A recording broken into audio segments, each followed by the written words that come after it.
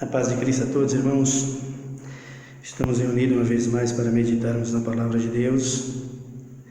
Nós estamos falando sobre esse Cristo que sofreu e que morreu pelos nossos pecados e no terceiro dia nos deu a vida.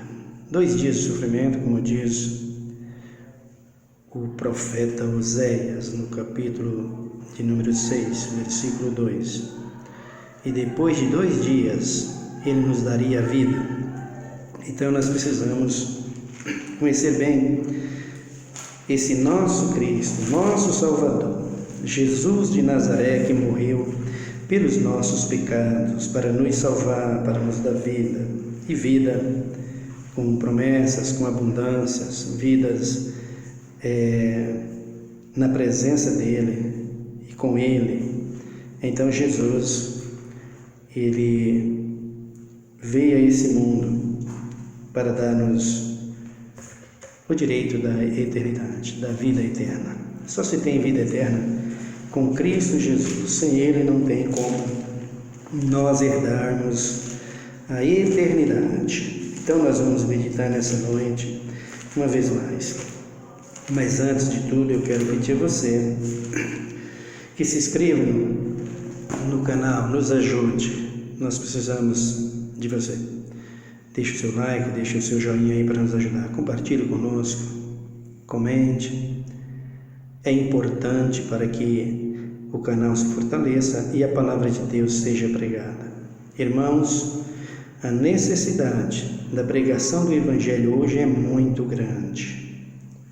É preciso que haja uma mudança. É preciso que haja determinação, é preciso que haja empenho daqueles que amam a palavra de Deus para pregar o verdadeiro Evangelho, porque sem o verdadeiro Evangelho as pessoas vão perecer. Nós estamos pregando o Evangelho de salvação, não temos interesse nenhum naquilo que as pessoas têm ou possuem. Nós queremos que eles tenham e muito e sejam bem-sucedidos na vida, mas acima de tudo, que aceita a salvação que está em Cristo Jesus, porque senão perecerão. Nós vamos ver o nascimento de Jesus hoje, esse Cristo que veio ao mundo para nos salvar, para morrer pelos nossos pecados. No capítulo de número 2, do Evangelho de Mateus, capítulo 2, no versículo 1 nos diz assim: Tendo Jesus nascido em Belém, da Judeia, no templo do rei Herodes, vieram uns magos do Oriente a Jerusalém e perguntavam: Onde está aquele que é nascido rei dos judeus? Vimos a sua estrela no Oriente e viemos adorá-lo. Quando o rei Herodes ouviu isso, alarmou-se e com ele toda a Jerusalém, e convocando todos os principais sacerdotes e os escribas do povo, perguntou-lhes onde havia de nascer o Cristo. Eles lhes responderam: Em Belém da Judeia, pois foi isto que o profeta escreveu: E tu, Belém, terra de Judá, de modo nenhum és o menor entre os governantes de Judá, pois de ti sairá um guia que apacentará o meu povo Israel.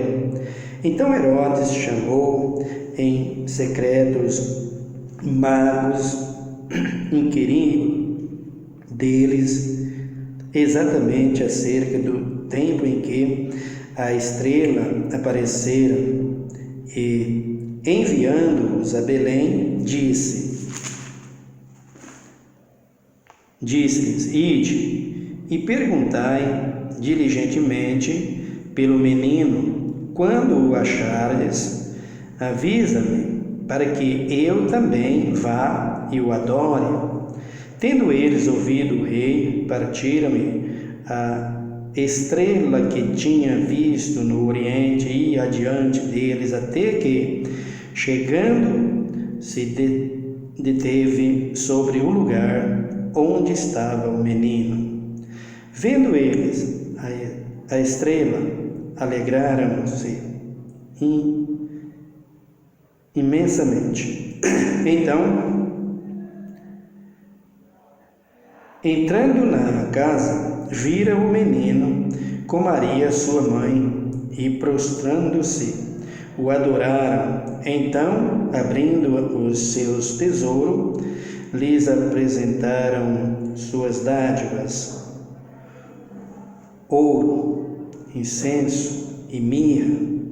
E tendo sido, por divina revelação, avisados em sonho, para que não voltasse a Herodes, regressasse por outro caminho à sua terra. Então, aqui está, Jesus nasce, e depois que Jesus nasce, ele veio para reinar, e ele tem que reinar porque ele é rei. Mas o Herodes, o tetrarca, que era político e que não queria outro rei junto com ele, intentou matar. Desde o princípio em que Cristo nasceu, ele já veio assim, a perseguição dos homens. E observe que é curioso, ou melhor, é até curioso isso, porque o próprio Satanás, ele não queria matar Jesus. No princípio, ele não queria matar Jesus. Por que não? Porque Satanás sabia que Jesus veio para salvar, Jesus veio para libertar. Então, o que ele queria era fazer Jesus pecar. A intenção de Satanás não era matá-lo, era deixar que ele pecasse, era tentá-los até que ele caísse, até que ele pecasse. Porque se ele morresse como morreu, como foi assassinado, morreu, ele ia salvar o povo. E a intenção de Satanás não era essa, que ele não queria que salvasse.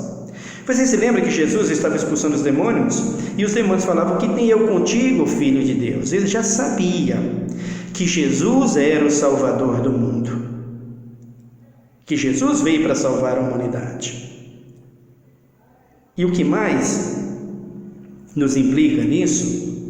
Porque os homens religiosos, porque os homens da corte daquela época, da linhagem dos judeus, romanos, tinha um grupo deles aqui vai falar de todos eles, perseguia a Jesus desde que ele nasceu. O rei ficou sabendo, nasceu o rei dos judeus, mas espera aí, não pode alguém reinar aqui comigo, o rei aqui sou eu não posso aceitar isso.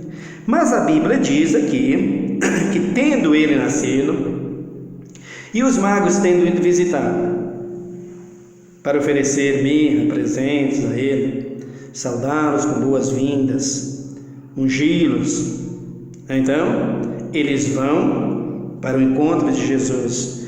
Tendo feito isso, Herodes ficou sabendo, e o rei não concordava com isso, não aceitava.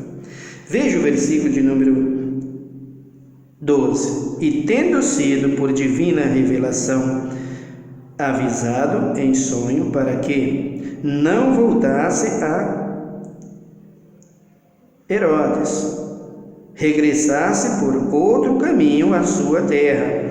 Então Jesus, o anjo do Senhor, vem a José. Para José não leva o menino para perto de Herodes. Ele está querendo ver o menino com disfarce, ele está querendo acabar com o menino. Não é para adorar o menino, não é para adorar o Filho de Deus, a intenção dele é outra.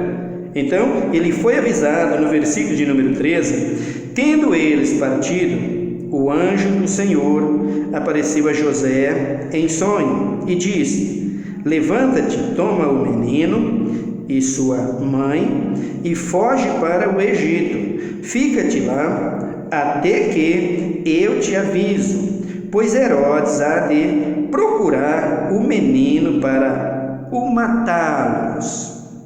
A intenção dele, do Herodes, era matar o menino, era destruir a Jesus. Quando você vê em Mateus, no capítulo de número 4, Jesus sendo tentado pelo diabo. Jesus vai jejuar, lá em Mateus, ele disse que ele fica 40 dias e 40 noites sem comer. E o diabo o Espírito Santo pega o Filho de Deus, Jesus, e leva para um alto monte e deixa para que Satanás permite que Satanás tente Jesus. E Jesus recebe a visita de Satanás. E Satanás tenta Jesus usando a própria palavra, usando a própria Bíblia. Está escrito que aos teus anjos darás ordem a teu respeito para que te guardem todos os teus caminhos, Jesus, que tu não tropeces com teus pés em pedra. Ele citou o Salmo 91. O que Satanás queria, oferecendo tudo aquilo, falando para Jesus transformar as pedras em pães, que Jesus estava com fome, naturalmente estava com fome, fazia 40 dias e 40 noites sem comer. Ele estava fazendo o jejum que Moisés fez por 3 vezes para receber os mandamentos do Senhor. Então, ele estava ali cumprindo a lei para que se pudesse realizar todas as obras que ele veio praticar na terra. Então, o diabo, sabendo disso, o que ele queria fazer? Ele queria impedir Jesus de realizar o seu plano. A intenção dele era fazer com que Jesus pecasse primeiro. Ele tentou de todas as formas que Jesus pecasse, mas Jesus não caiu no pecado dele. Enquanto os políticos e os demais religiosos procuravam matá-los. Vocês sabem, vocês conhecem o capítulo, nós conhecemos o capítulo, o Evangelho de João. Quando Jesus está fazendo o discurso, dizendo: quem come a minha carne, bebe o meu sangue, tem a vida eterna, e fala aos seus discípulos e àqueles que estavam por perto. As pessoas saíram todas, só ficou os apóstolos com ele. E ele pergunta para os seus apóstolos: querem vós também ir com eles? O Pedro responde: para onde iremos nós? Só tu tens palavras de vida eterna. Pegaram pedras para atirar nele, mas ele sai por meio deles sem acontecer nada. Por quê? Porque ele dizia: a minha hora ainda não chegou. Então Jesus veio para morrer pela humanidade. Jesus veio para entregar a sua vida pela humanidade. Ele mesmo disse: se o grão de trigo cair na terra, ficar ele só e ele não morrer, ele não dá fruto. Então Jesus veio como um grão de trigo, de uma semente qualquer. Ele veio para ser plantado na terra. Ele veio para ser sepultado. Ele veio para morrer. Toda semente, todo grão, você tem a eficácia dele para produzir, para você colocar ele sobre a adubo, colocar sobre a terra, regá-los com água, com a chuva. E dependendo da semente, depois de 3 dias, como o milho, por exemplo, ela começa a produzir. E é maravilhoso que você coloca um grão e esse grão levanta um pé. Esse pé de milho dá 3 espigas, e sendo elas carregadas de muitos grãos.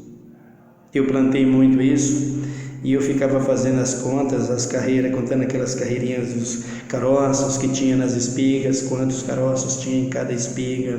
Maravilhoso, de um só grão, de um só carocinho, que a gente chamava lá no Nordeste, caroço, grão de milho. Só um gera tudo isso. Por isso Cristo veio nesse intuito, nesse objetivo, de morrer pelo pecado dos pecadores. E sendo morto, ressuscitando, traria vida a toda a humanidade, que se arrependesse dos seus pecados. É bom saber, tem que haver arrependimento. O que é arrependimento, meus irmãos? É abandono de pecado, das obras mortas, das obras da carne. Paulo disse no capítulo 6 de Romanos: que diremos, pois? Permaneceremos no pecado para que a graça abunde? Ele diz: de modo nenhum. Nós precisamos nascer de novo, ser novas criaturas. para que Cristo seja em nós, gerado em nós, através do seu Espírito Santo e da sua palavra, e assim possamos herdar a vida eterna com Ele. Então Cristo morre pelos pecadores e dá a oportunidade a toda a humanidade de ser salvo. Mas aqueles homens não tinham prazer nisso. Eles se encheram de ódio, de inveja, e queriam matar o Filho de Deus. Veja o versículo de número 13. Tendo no versículo de número 14, levantando-se ele, tomou de noite o menino e sua mãe e foi para o Egito. Ali ficou até a morte de Herodes, para que se cumprisse o que foi dito da parte do Senhor pelo profeta: do Egito chamei o meu filho. Então Herodes, vendo-se iludido pelos magos, irritou-se muito e mandou matar a todos os meninos de Belém e de todos os seus arredores, de 2 anos para baixo, segundo o tempo que diligentemente inquiriram dos magos. Vejam aí o que fez o Herodes. Ele não queria o Filho de Deus reinando com ele, ele queria só ele como rei. E o cara era político, hein, gente? Será que Jesus está na política? Nós veremos. Mataram todos os meninos que tinham abaixo de 2 anos. O intuito dele era, e imaginava ele, que Jesus estava ali no meio. Matando eles, mataria também o Filho de Deus, e ele não reinaria. Mas o que aconteceu? O anjo já tinha avisado para José. José já tinha levado o menino antes para o Egito, para que se cumprisse o que diz o profeta. E esse profeta foi o Miqueias. Dá uma olhada aí. Miqueias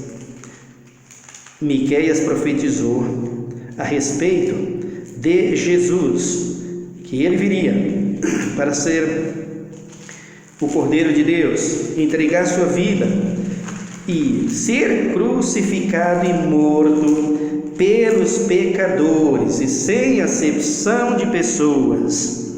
Dá uma olhada em Miqueias 5 e no versículo de número 2, nos diz a palavra do Senhor. Miqueias 5:2. Mas tu, Belém, Efrata, posto que pequena entre milhares de Judá, de ti me sairá aquele que há de reinar em Israel, e cujas a saída são desde os tempos antigos, desde os dias da eternidade. Vejam aqui que desde o início ele já estava prometido que viria para morrer pela humanidade. E os profetas já tinham dito: ele vai morrer pela humanidade, ele vai vir para salvar. Por quê? Porque sem derramamento de sangue não haveria remissão de pecados. Se Cristo não morre na cruz, não tinha como salvar, não tinha como libertar a humanidade. Por quê? Porque o homem caiu lá no Éden. E este homem que estava na terra não tinha a mínima condição dele mesmo gerar alguém que pudesse pagar o pecado de toda a humanidade, porque o pecado estava na vida do homem, a vida estava no sangue, e a vida está no sangue, a vida humana está no sangue. Tinha que ter remissão. Se não tivesse esse sangue salvíssimo, como o sangue que era antes de Adão sem pecado, não poderia ser pago a nossa dívida diante de Satanás. A Bíblia diz em Colossenses, havendo riscado a cédula, em Tessalonicenses, havendo riscado a cédula que era contra nós, nas suas ordenanças, a qual de alguma maneira nos era contrária, atirou do meio de nós, cravando-a na cruz, e despojando os principados e potestades, os expôs publicamente, e deles triunfou em si mesmo. Veja que Cristo vem com a sua morte, ele paga a escrita de dívida que nós tínhamos com o diabo. Toda a humanidade tem essa escrita de dívida com o diabo. Se não se arrepender e entrar pela porta da salvação que é Cristo, o diabo cobrará até levar ao lago de fogo. Por isso é que Cristo vem. Sabendo Satanás que ele era o Filho de Deus e que ele tinha vindo para salvar a humanidade, e o que iria salvar era a morte dele, o sangue derramado na cruz, o sangue dele pagando o preço. O apóstolo Pedro diz que não foi com coisa corruptível, como prata e ouro, que fomos resgatados da nossa vã maneira de viver, a qual por tradição recebemos os nossos pais, mas com o sangue precioso de Cristo, como de um cordeiro, sem mácula, sem ruga, sem coisa semelhante. Foi assim que o Filho de Deus veio ao mundo, e foi esse salvíssimo sangue que foi derramado na cruz do Calvário para nos salvar. As chicotadas, os açoites sobre os seus lombos, e aquela lança que perfurou o seu ventre, que ao tocar e furar o seu ventre veio água e sangue. Água, símbolo da palavra, e sangue, símbolo de vida, nova vida, aliança de Deus conosco. Então, o diabo, sabendo disso, ele queria Jesus errando, ele queria Jesus pecando. A intenção dele era essa. Ele foi por todos os meios para ver se Jesus caía no pecado, porque se Jesus errasse um mínimo sequer, o Adão só cometeu um pecado para essa desgraça toda na terra, meus queridos. Se Jesus cometesse um errozinho sequer, ainda que fosse como de Moisés, que bateu na rocha e não entrou na terra por causa disso, tocou com o cajado na rocha e por isso não entrou na terra, ainda que fosse o mínimo desse, ele impediria o plano de Deus para a vida da humanidade e o plano de Cristo Jesus para a salvação de todos nós. Os homens, ao contrário, os magistrados, os grandes, os reis, os governadores, os prefeitos, todas as cortes políticas daquela época, a intenção deles era só essa: matar o Filho de Deus. Invejas, se ardiam em inveja, se mordiam em inveja, porque sabia que Jesus era diferente.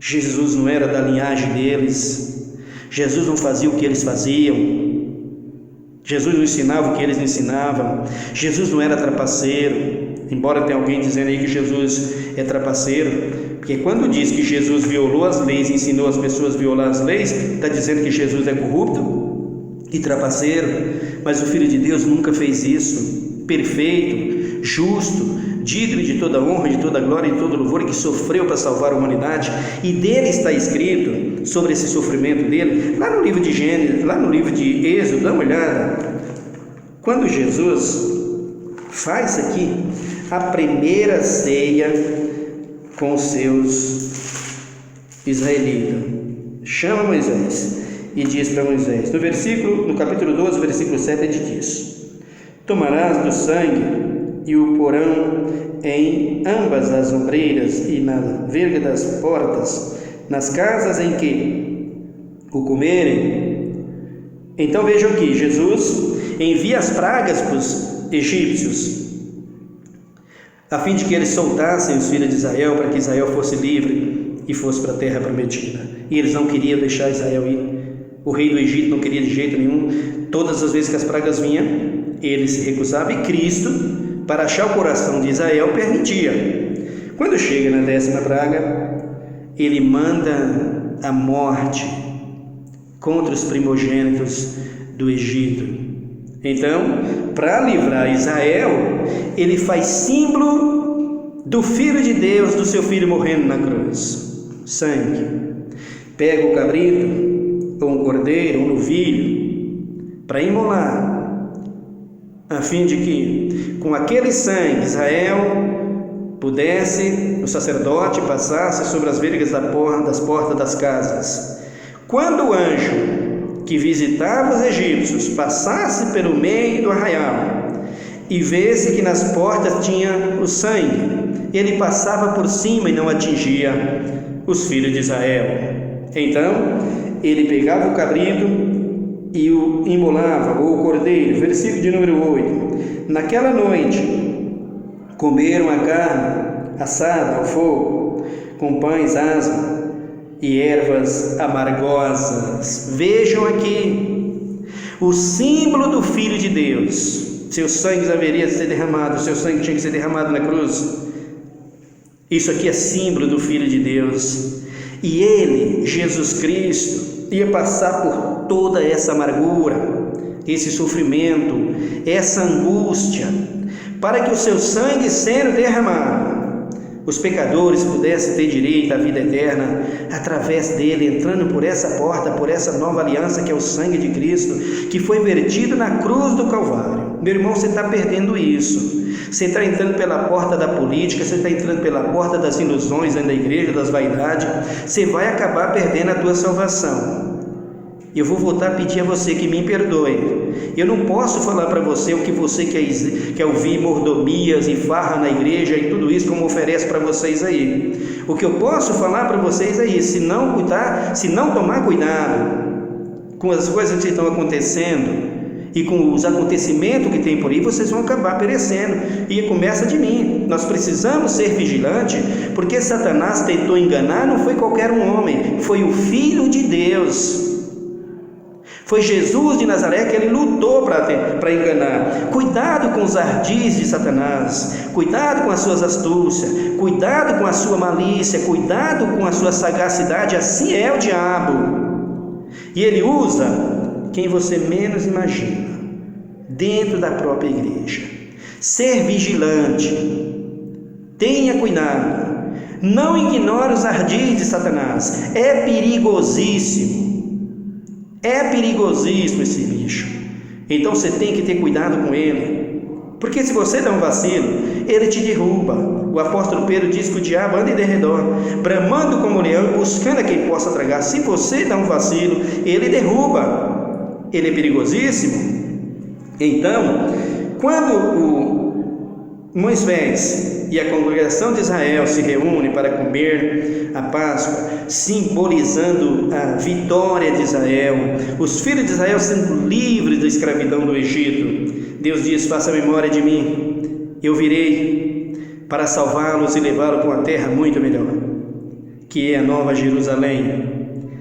Mas nem na terra prometida eles puderam entrar, por causa das suas transgressões. Então, todos os profetas no Velho Testamento declaram tudo a respeito da vinda desse Messias. O que ele ia passar, o que ele ia sofrer por amor à humanidade, o que ele ia sofrer para salvar a humanidade. Dá uma olhada comigo no capítulo de número 31 de Jeremias. Jeremias 31.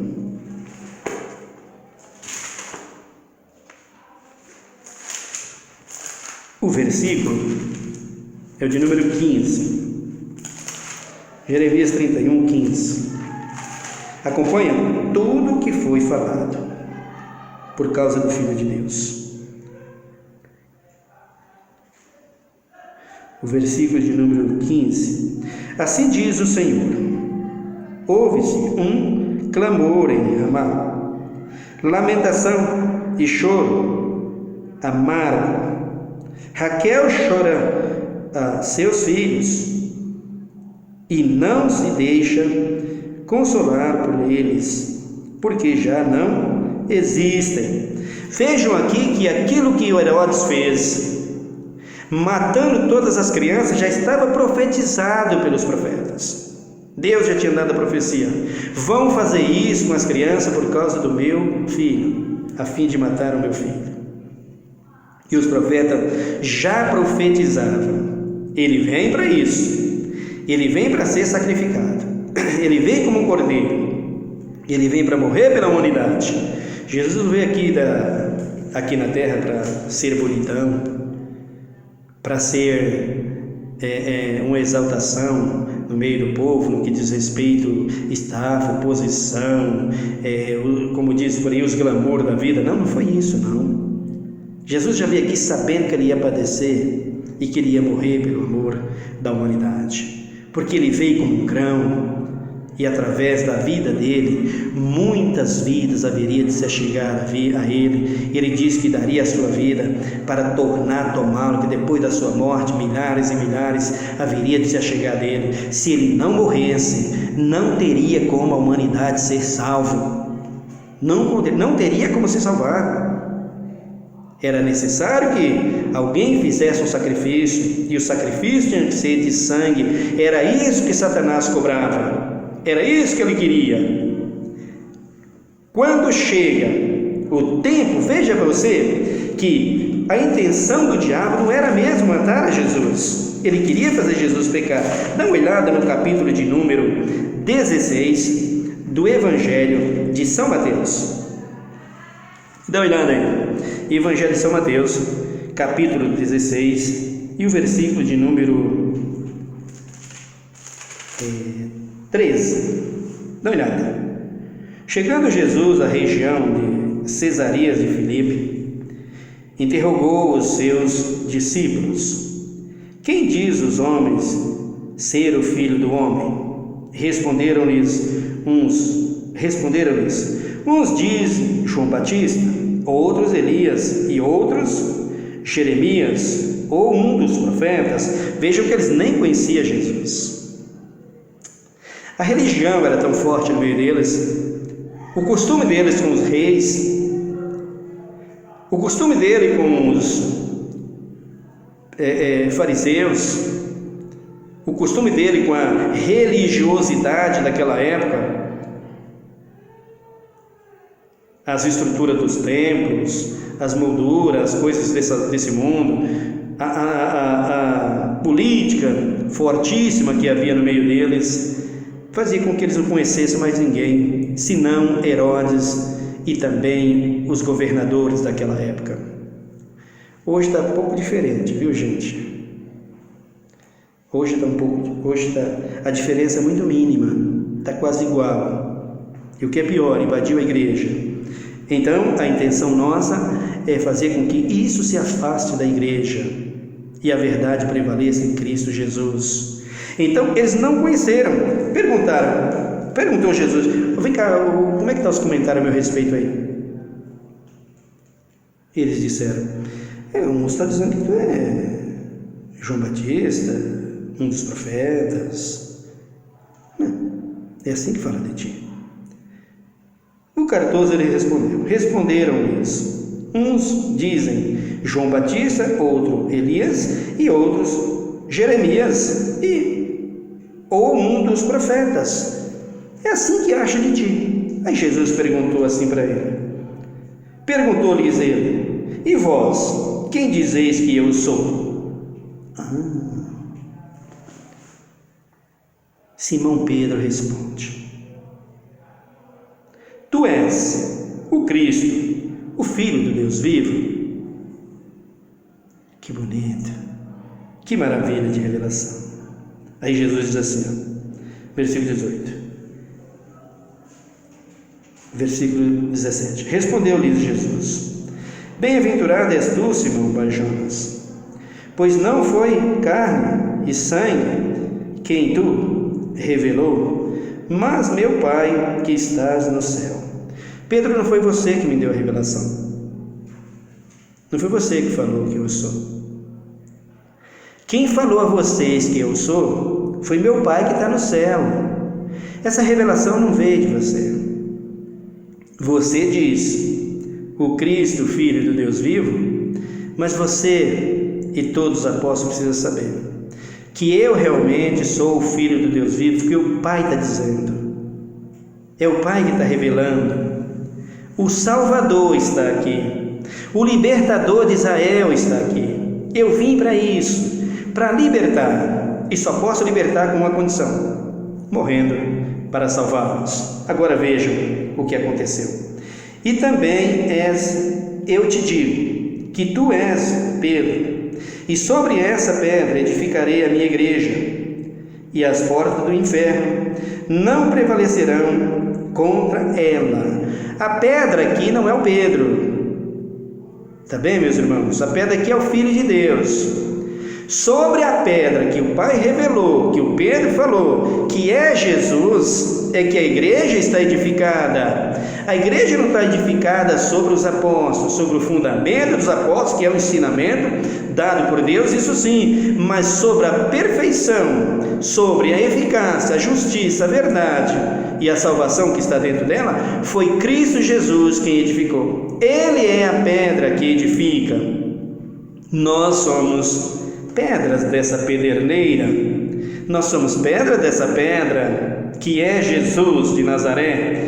Eu também te digo que tu és Pedro, e sobre essa pedra edificarei a minha igreja, e as portas do inferno não prevalecerão contra ela. As portas do engano, as portas da mentira, das trevas, da falsidade, da mentira, da calúnia, da difamação, as portas do orgulho, as portas das falsas doutrinas, não vai prevalecer, porque inferno é tudo isso, gente.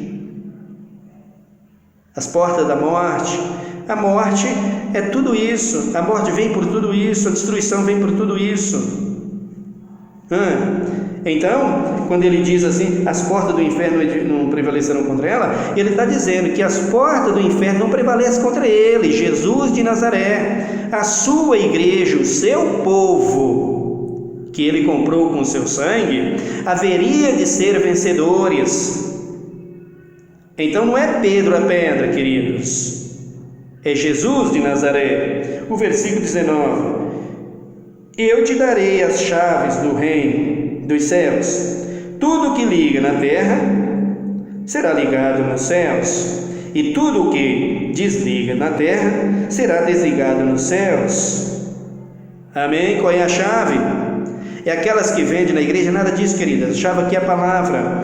O versículo de número 20: então ordenou aos seus discípulos que a ninguém dissesse que ele era o Cristo, para não ficar ameaçando, para não ficar atormentando, querendo matá-lo. Ele disse aos seus discípulos: fiquem quietos, deixa eles. No versículo de número 21: desde então começou Jesus a mostrar aos discípulos que era necessário ir a Jerusalém, padecer muito dos anciões, dos principais sacerdotes e dos escribas, e ser morto e ressurgir no terceiro dia. Aleluia! Não ficou 3 dias na sepultura, gente. Ressurgir no terceiro dia. Veja que mistério maravilhoso.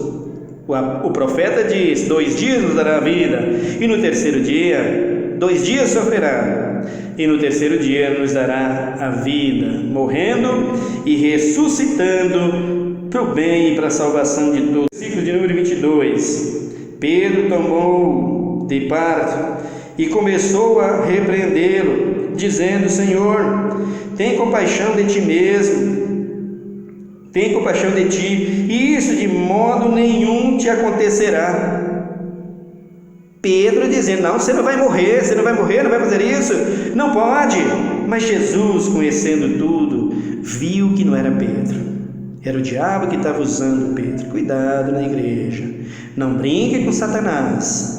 Ele usou um homem que estava seguindo a Jesus desde o princípio. Vigie e tenha cuidado com o diabo. O versículo de número 23: ele, porém, voltando-se, disse a Pedro: para trás de mim, Satanás, tu me serves de pedra de tropeço. Não compreendeis as coisas que são de Deus, e sim as que são dos homens. Não foi Pedro, querido, aqui. Para de falar que foi Pedro que estava falando isso aqui. Quem estava dizendo para Jesus, na boca de Pedro: não morra, não faz isso, não pode morrer, o diabo. E Jesus disse: para trás de mim, Satanás. Não foi para o discípulo dele que ele chamou, não foi o discípulo dele que ele chamou de Satanás. Ele viu nos olhos de Pedro que quem estava falando era o diabo. Talvez se Eva vesse nos olhos da serpente, tivesse a mesma revelação, ela perceberia que a cobra não falava nada, que a cobra era apenas um mimo ali, uma figura, e que o diabo usava a boca dela como se fosse ela falando, mas quem falava era ele. E ele poderia dizer a mesma coisa: sai daqui, Satanás, de perto de mim. Mas ela não tinha esse discernimento, ela não tinha o conhecimento, por isso ela foi enganada. Ela enganada, o Adão não, o Adão pelo consciente. Então vejam aqui que Jesus veio para isso, para ser morto, e o diabo queria impedir a princípio. Depois, vendo ele que não tinha mais jeito, contribuiu com a morte. E quem o traiu para que ele morresse? Para que ele fosse crucificado? O próprio seguidor dele, um dos seus apóstolos, Judas Iscariote, que entregou na mão do sacerdote, na mão dos que dominavam naquela época, reis, governadores, prefeitos, os sacerdotes, os escribas, os fariseus. Nós veremos isso no próximo vídeo. O Filho de Deus sendo crucificado. Então, a intenção do diabo não era que Cristo morresse. A intenção do diabo era que Cristo pecasse. Mas ele veio para isso. E desde o princípio, o sofrimento o seguia, as aflições, as perseguições. Quem não passa perseguição e aflição nesse mundo, irmãos? Alguém pode dizer: eu não, eu digo para você, eu passo. Servindo a Deus, eu passo. Mas com a confiança de que Deus está comigo. E o meu principal objetivo é a minha salvação. Por isso, nessa hora, eu quero fazer uma oração com você. Ore comigo nesse momento. Senhor, meu Deus e meu Pai, muito obrigado por esse dom maravilhoso, o Teu Filho Jesus Cristo, que Tu nos deu, Pai. Tu nos deu para a nossa salvação. Ele teve que verter o Seu sangue na cruz para que nós pudéssemos ser salvos. Pai, que toda a humanidade possa entender isso, ver isso através da Tua palavra. Pai, que aqueles que ensinam a Tua palavra se desperte para isso. Deixa de falar um pouquinho só das coisas dessa vida, como Satanás, que servia de tropeço na caminhada de Jesus, como ele mesmo disse, que só pensa nas coisas que são terrenas, que só pensa nas coisas deste mundo, que só busca as coisas daqui, que acabam aqui, que ficam aqui. Tu mesmo disse: não ajunteis tesouro na terra. E a Tua igreja vive atrás disso, porque os mesmos líderes, os líderes daquela época, que fizeram a mente das pessoas para que as pessoas se voltassem contra o Teu Filho. Hoje a mesma coisa está na igreja. Fazem com que a mente das pessoas volte para as coisas dessa vida, para os interesses dessa vida. Pai, Tu está apto a ajudar a todos, a socorrer a todos, a curar a todos, a dar o pão a todos. Foi o Senhor que disse: o pão nosso de cada dia nos dá hoje, não vai faltar. Mas não é assim que os homens agem, Senhor. Os homens escravizam uns aos outros, principalmente os menos favorecidos, só para tirar proveito de tudo, e não percebe que o diabo está por trás de tudo isso. Assim a igreja está envolvida, meu Deus e meu Pai, pelas suas mentes voltadas para os ensinamentos que estão dando no dia de hoje. Mas Tu, ó Deus, já diz na Tua palavra: clama a mim e responder-te-ei, e anunciar-te-ei coisas grandes e firmes que ainda não sabes. Tenha misericórdia da Tua igreja, Pai. Tenha misericórdia do Teu povo. Abra os olhos de cada um, como Tu abriu, Jesus, os olhos de Pedro naquela hora, Senhor. Abre, Senhor, o entendimento de cada um, para que eles não passem as suas vidas na terra servindo a homens, achando que é Deus, achando que é o Senhor, e depois seja surpreendido com um lago de fogo. Deus de amor e de misericórdia, eu peço a Ti, aonde quer que tenha um ouvindo essa palavra, que vai ouvir essa palavra, que Tu usa de misericórdia para com eles e que o Teu Espírito os convençam a Te servir, que Tu os faças prosperar, que Tu abra as janelas dos céus e as portas dos céus e derrama do Seu bom tesouro a eles, que Tu os cure de todas as aflições, as dores, as enfermidades, Pai. Resolve, Pai, os problemas de cada um, ajuda, socorre. Tu és socorro presente na hora da angústia, Pai. Essa pessoa que sofreu um acidente de moto está paralisado. Essa pessoa que sofreu um acidente de automóvel está paralisado. Essa pessoa, meu Deus e meu Pai, que tomou um tiro, recebeu um tiro, uma facada, está num leito de dor, está paralisado e vai ter uma vida comprometida, Pai. Tenha misericórdia. Aquele que está com a diabetes para ser cortado do seu corpo, tenha misericórdia. Aquele que está com o vírus da AIDS, que não tem solução, resolve, Pai, da melhor maneira possível, Senhor, dá o socorro. Aquele, meu Deus, meu Pai, que as portas do emprego não consegue abrir, não consegue se afirmar, abre, porque nas tuas mãos está a chave de Davi, que abre e ninguém fecha, e fecha e ninguém abre. Aquele que está, meu Deus e meu Pai, oh meu Deus, procurado pela polícia por um erro que fez, que cometeu um crime, tenha misericórdia, socorre para que essa pessoa não seja entregue à morte, mas, meu Deus e meu Pai, que Tu possa libertá-los da condenação eterna, Pai.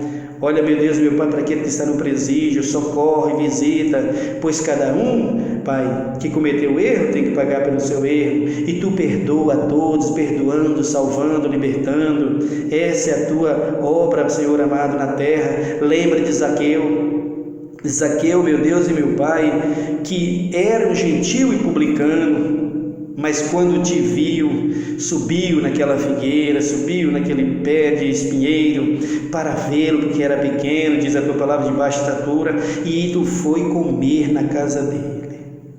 E lá ele disse: Senhor, se pequei, se errei, eu restituirei tudo quadruplicadamente. E o Senhor disse para ele, Jesus, e para todos que ali estavam: hoje chegou salvação nessa casa, porque também esse é filho de Israel. Deus, em nome de Jesus Cristo, Tu não faz acepção de pessoas. Deus, em nome de Jesus, Tu não tem racismo contigo. Não. Tu ama a todos, desde a Tua igreja até aqueles que estão perdidos. Não importa quem eles são, Tu ama a todos. São criaturas, feituras Tua, Pai. São obra das Tuas mãos, que do barro e dos cacos Tu fizeste a todos, Pai. Estenda Tuas mãos para salvar, em nome do Teu Filho Jesus Cristo, e que o Senhor seja glorificado. Nós oramos a Ti agradecidos em nome de Jesus. Amém, Senhor. Amém.